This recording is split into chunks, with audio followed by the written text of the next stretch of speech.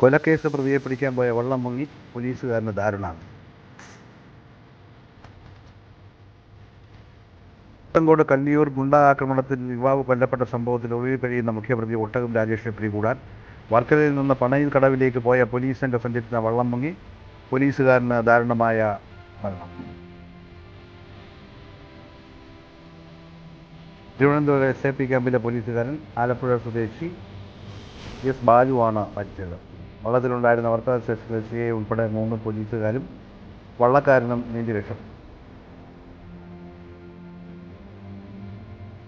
വള്ളം മുങ്ങിയപ്പോൾ തെളിയിലാണ്ട് പോയ ബാലുവിനെ വള്ളനിരത്തെ പരിശ്രമത്തിന് ശേഷം പോലീസും ഫയർഫോഴ്സും നാട്ടുകാരും ചേർന്ന് കരയ്ക്കെത്തിക്കുകയായിരുന്നു.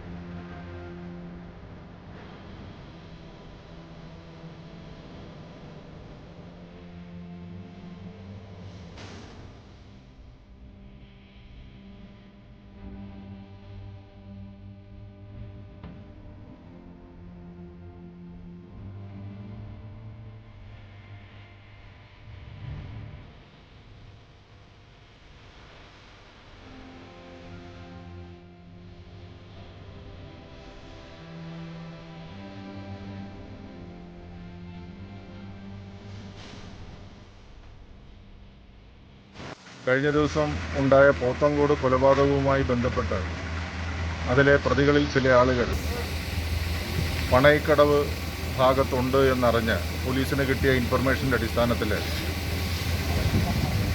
വർക്കല ആറ്റിങ്ങൽ DYSPമാരുടെ നേതൃത്വത്തിൽ വ്യാപകമായിട്ടുള്ള പരിശോധന നടക്കുകയായിരുന്നു. അപ്പോഴവിടെ ഒരു തദ്ദേശവാസി പറഞ്ഞതനുസരിച്ച് ഒരാൾ കുറച്ച് ദിവസമായിട്ട് 2-3 ദിവസമായിട്ട് അവിടെ ഉണ്ട് എന്ന് പറഞ്ഞതനുസരിച്ച് ഇവർ പെട്ടെന്ന് തന്നെ അവിടെ ഒരു ചെറിയ വള്ളം ഉണ്ടായിരുന്നു. ആ വള്ളം വിളിച്ച്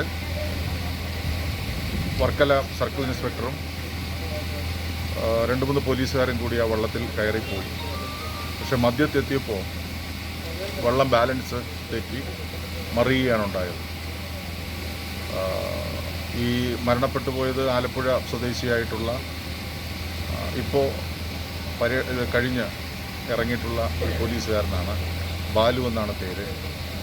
അപ്പോൾ ബാലു ദാരുണമായിട്ട് മരണപ്പെടുകയാണ് ചെയ്തത്.